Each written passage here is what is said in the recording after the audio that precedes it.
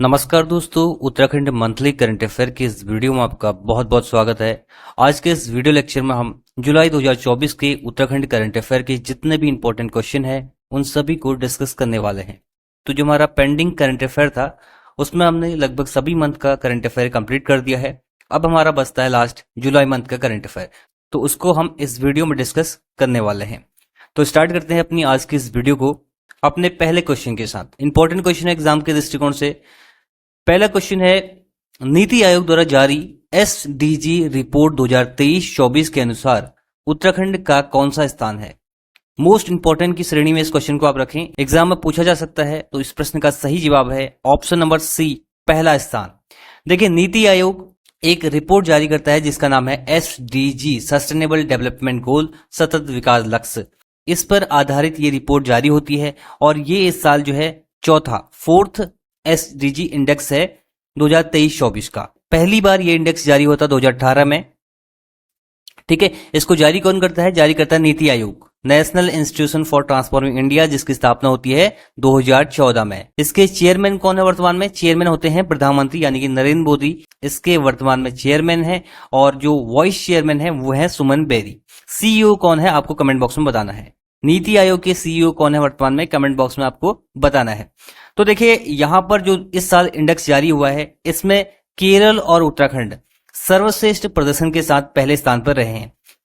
देखिए, उत्तराखंड तो पहले स्थान पर रहा ही है, उसके साथ ही केरल भी जो है साथ ही में पहले स्थान पर रहा है। दोनों का जो स्कोर है वो है 79। टोटल अंक कितने प्राप्त किए? 100 में से 79 अंक यहां पर उत्तराखंड और केरल ने प्राप्त किए। सबसे कम प्रदर्शन किसका रहा? सबसे कम रहा है बिहार का। बिहार का स्कोर है 57 अंकों के साथ सबसे पीछे रहा है। इसके बाद है 62 अंक झारखंड के, ये दूसरे स्थान पर है लास्ट से। ठीक है, तो ये आपको याद रखना है। नीति आयोग द्वारा जारी एसडीजी इंडेक्स 2023-24 में उत्तराखंड और केरल पहले स्थान पर रहे हैं। थोड़ा और जान लेते हैं एसडीजी इंडेक्स के बारे में। तो ये तो हमने आपको बताया कि नीति आयोग इस इंडेक्स को जारी करता है। अब देखते हैं एसडीजी क्या है। एसडीजी की फुल फॉर्म होती है सस्टेनेबल डेवलपमेंट गोल। ये इंडेक्स जो है संयुक्त राष्ट्र द्वारा निर्धारित सतत विकास लक्ष्य के प्रति भारत की प्रगति को मापने के लिए, भारत की प्रगति को ट्रैक करने के लिए जो है, या जो भारत के राज्य हैं उनकी प्रगति को ट्रैक करने के लिए जारी किया जाता है। 113 इसमें इंडिकेटर होते हैं। 113 इंडिकेटर की बेस पे ये रैंकिंग जारी की जाती है। सभी राज्यों को यहाँ पर 16 लक्ष्य दिए गए हैं। वैसे निर्धारित लक्ष्य तो 17 है, लेकिन जो रिपोर्ट है वो 16 लक्ष्यों पर जारी की जाती है। उन 16 लक्ष्यों के आधार पर ही जो इंडिकेटर तय किए गए हैं उसी के बेस पर ये रैंकिंग जारी होती है। और इन सभी लक्ष्यों को 2030 तक प्राप्त करने का लक्ष्य रखा गया है। ये एक बेंचमार्क सेट किया गया है। यहाँ पर देखिए, अगर पूरे भारत के एसडीजी इंडेक्स की बात करें तो 2018 में जब पहली बार रैंकिंग आई थी तो ओवरऑल इंडिया का जो एसडीजी इंडेक्स था वो 57 था। अभी यहाँ पर बढ़कर 71 हो चुका है एसडीजी इंडेक्स इंडिया का। ये यहाँ पर आपका 16 लक्ष्य देख सकते हैं। जब कोई भी राज्य या कोई भी देश इन 16 लक्ष्य को प्राप्त कर लेगा वो आ जाएगा अचीवर कैटेगरी में, उसके हो जाएंगे 100 पॉइंट। ठीक है, अभी उत्तराखंड की हम बात कर रहे थे। उत्तराखंड अभी है फ्रंट रनर की कैटेगरी में, उत्तराखंड की 79 पॉइंट है। यहाँ पर बढ़ते हैं आगे। नेक्स्ट है, उत्तराखंड के मुख्यमंत्री धामी जी ने मुख्यमंत्री नमक पोषण योजना का शुभारंभ कब किया? एक योजना की शुरुआत की गई है जिसका नाम है मुख्यमंत्री नमक पोषण योजना। इसका शुभारंभ किया गया है जुलाई 2024 में, ऑप्शन नंबर सी, 6 जुलाई 2024 को। उत्तराखंड के राशन कार्ड धारकों को राष्ट्रीय खाद्य सुरक्षा योजना के अंतर्गत हर महीने प्रति कार्ड जो है 1 किलो आयोडीन नमक देने के लिए 6 जुलाई 2024 को मुख्यमंत्री ने नमक पोषण योजना की शुरुआत की। जो उत्तराखंड के राशन कार्ड धारक हैं उनको जो है प्रति माह प्रति राशन कार्ड 1 किलो आयोडीन नमक मिलेगा। ठीक है, इससे जो है प्रदेश के 14 लाख राशन कार्ड धारकों को प्रत्येक माह 8 रुपए की दर से 1 किलो नमक वितरित किया जाएगा। तो इससे आपको याद रखना है कि इस योजना की शुरुआत कब हुई थी? 6 जुलाई 2024 को। नेक्स्ट है, ग्रॉस एनवायरमेंट प्रोडक्ट यानी कि जीईपी सूचकांक जारी करने वाला देश का पहला राज्य है। तो इसका सही जवाब है option number A, Uttarakhand. GEP index के बारे में हमने पहले भी बात की है, तो ये आपको याद रखना है। जीईपी सूचकांक जारी करने वाला देश का पहला राज्य कौन सा है? उत्तराखंड। अब ये जीईपी है क्या? देखिए, आपने पढ़ा होगा जीडीपी। जीडीपी में क्या होता है? जो गुड्स एंड सर्विसेज है उनको एक पर्टिकुलर टाइम फ्रेम में मॉनिटर किया जाता है। तो उस आधार पर हमें आंकड़े निकालते हैं कि जीडीपी इतना रहा, हमारा इतना ग्रोथ रेट रहा है।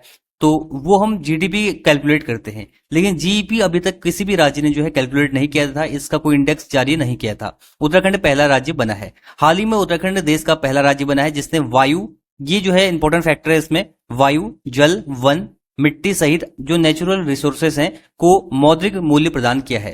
तो देखिए वायु अगर बात करें, एयर क्वालिटी कैसी है, वाटर क्वालिटी कैसी है, फॉरेस्ट कवर कितना है, फॉरेस्ट कवर कितना बढ़ा है घटा है, इसको सब मेजर करेगा। और सॉइल क्वालिटी कैसी है, ये सारे जो नेचुरल रिसोर्सेज हैं इनको मॉनिटर किया जाएगा इस इंडेक्स में। ठीक है, इन्हीं घटक के आधार पर ये रिपोर्ट जारी की जाएगी, ये इंडेक्स तैयार किया जाएगा। तो इस बार जो इंडेक्स जारी हुआ है इसमें देखिए 2020 से 22 तक तुलनात्मक आंकड़े जारी किए गए हैं और इसमें 0.9, ये आपको याद रखना है, 0.9% की वृद्धि हुई है। ठीक है, यहाँ पर लिखा नहीं जा रहा सही से, 0.9% की इसमें वृद्धि हुई है इस जीईपी इंडेक्स में। तो इंपॉर्टेंट क्वेश्चन आपके लिए, अगर आपको याद रखना है एग्जाम पर्सपेक्टिव से, तो ये याद रखना है कि जीईपी इंडेक्स जारी करने वाला पहला राज्य कौन है, वो है उत्तराखंड। और अगर बात करें आंकड़ों के बारे में, तो पहला जो जीईपी इंडेक्स है इसमें 2020 से 22 तक 0.9% की वृद्धि हुई है। ये तुलनात्मक आंकड़े यहां पर राज्य सरकार ने जारी किए हैं। बढ़ते हैं आगे अगले प्रश्न की ओर। नेक्स्ट है, जुलाई 2024 में उत्तराखंड की किन 2 विधानसभा सीटों में उपचुनाव हुए। तो जुलाई 2024 में 2 विधानसभा सीटों में उपचुनाव हुए थे। इसका सही जवाब है ऑप्शन नंबर ए, मंगलौर और बद्रीनाथ। हरिद्वार का मंगलौर और चमोली का बद्रीनाथ, इन 2 विधानसभा सीटों पर उपचुनाव हुए थे। अब इन दोनों सीटों का रिजल्ट क्या रहा है, दोनों सीटों पर देखिए कांग्रेस ने जीत हासिल की। अगर बात करें मंगलौर विधानसभा सीट की, तो यहां पर कांग्रेस उम्मीदवार जो है काजी मोहम्मद निजामुद्दीन, ये जो है जीते, बीजेपी के प्रत्याशी को इन्होंने 422 वोटों से हराया। चमोली बद्रीनाथ विधानसभा सीट, यहाँ पर जो पिछले विधायक थे राजेंद्र भंडारी कांग्रेस से, वो बीजेपी में चले गए थे, इसलिए यहाँ पर उपचुनाव हुए। तो यहाँ पर जो कांग्रेस के इस बार उम्मीदवार थे वो थे लखपत बुटोला, और इन्होंने बीजेपी के उम्मीदवार जो कि राजेंद्र भंडारी थे, इनको हराया 5224 वोटों से। ठीक है, तो 2 विधानसभा सीटों पर उपचुनाव हुए हैं, मंगलौर और बद्रीनाथ। बाकी एक और विधानसभा सीट जो कि केदारनाथ की है, जहां की विधायक सैला रानी रावत का हाल ही में निधन हो गया था, तो वहां पर भी उपचुनाव होने वाले हैं। ठीक है, बढ़ते हैं आगे। नेक्स्ट है, हाल ही में देश का पहला रोडोडेंड्रॉन बुरांस उद्यान कहां विकसित किया गया है। तो हाल ही में देश का पहला बुरांस उद्यान ये विकसित किया गया है ऑप्शन नंबर ए, मुनस्यारी में। 3 जुलाई को उत्तराखंड में देश का पहला रोडोडेंड्रॉन उद्यान की स्थापना की गई, मुनस्यारी में इसकी स्थापना की गई है और इसको विकसित किया है उत्तराखंड वन विभाग की ओर से। ठीक है, एग्जाम में क्वेश्चन पूछा जा सकता है कि भारत का पहला बुरांस उद्यान कहां पर स्थापित किया गया है, यह किया गया है मुनस्यारी में, आपको याद रखना है। नेक्स्ट है, निम्नलिखित में से किसे लंदन में ग्लोबल ब्रिलियंस अवार्ड से सम्मानित किया गया है। तो हाल ही में ग्लोबल ब्रिलियंस अवार्ड से सम्मानित किया गया है option number B, Narendra Singh Negi को। राज्य के एक जाने माने सिंगर गढ़ रत्न नरेंद्र सिंह नेगी को हाल ही में ब्रिटेन में ग्लोबल ब्रिलियंस अवार्ड से सम्मानित किया गया, ये आपको याद रखना है। बढ़ते हैं आगे। नेक्स्ट है, हाल ही में किसे असम राइफल के 22वें महानिदेशक के रूप में नियुक्त किया गया है। असम राइफल के महानिदेशक बने हाल ही में ऑप्शन नंबर ए, विकास लखेरा। अब इंपॉर्टेंट इसलिए क्वेश्चन है क्योंकि ये उत्तराखंड से संबंधित है, मूलतः उत्तराखंड से है। लेफ्टिनेंट जनरल विकास लखेरा जो कि असम राइफल के 22वें महानिदेशक बने हैं, ये उत्तराखंड के टिहरी जिले से संबंधित है। इनका जन्म जो है 26 फरवरी 1969 को उत्तराखंड के टिहरी जिले में हुआ था।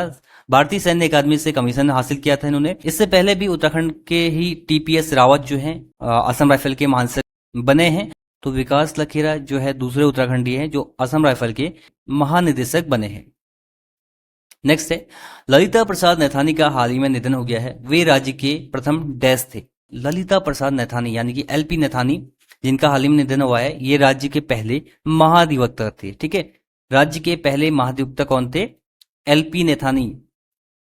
कहीं कहीं बुक में आपने मेहरबान सिंह नेगी पढ़ा होगा, लेकिन जो एलपी नैथानी थे वो राज्य के पहले महाधिवक्ता थे। 28 जुलाई को इनका दुबई में निधन हो गया है। और ये एग्जाम में पूछा जा सकता है कि राज्य के पहले महाधिवक्ता कौन थे, क्योंकि करंट का टॉपिक है। ठीक है, तो जब उत्तराखंड की सरकार का गठन हुआ था तो अंतरिम जो सरकार बनी थी उसमें ये पहले महाधिवक्ता थे। उसके बाद जो एनडी तिवारी की सरकार बनी थी उसमें भी ये महाधिवक्ता बनाए गए थे। ठीक है, ये आपको याद रखना है। और करंट में कौन है, वर्तमान महाधिवक्ता कौन है, आपको कमेंट बॉक्स में बताना है। वर्तमान में महाधिवक्ता कौन है, कमेंट बॉक्स में कमेंट कीजिए। नेक्स्ट है, वर्ष 2024 में निम्न में से किसे अद्वितीय साहस के लिए वीरता पदक से सम्मानित किया गया? तो उत्तराखंड के 3 जाबाज वीरों को जो है यहां पर 2024 में वीरता पुरस्कार से सम्मानित किया गया। अभी 3 कौन कौन से हैं? तो para commando major Digvijay Singh Rawat, इनको कीर्ति चक्र से सम्मानित किया गया।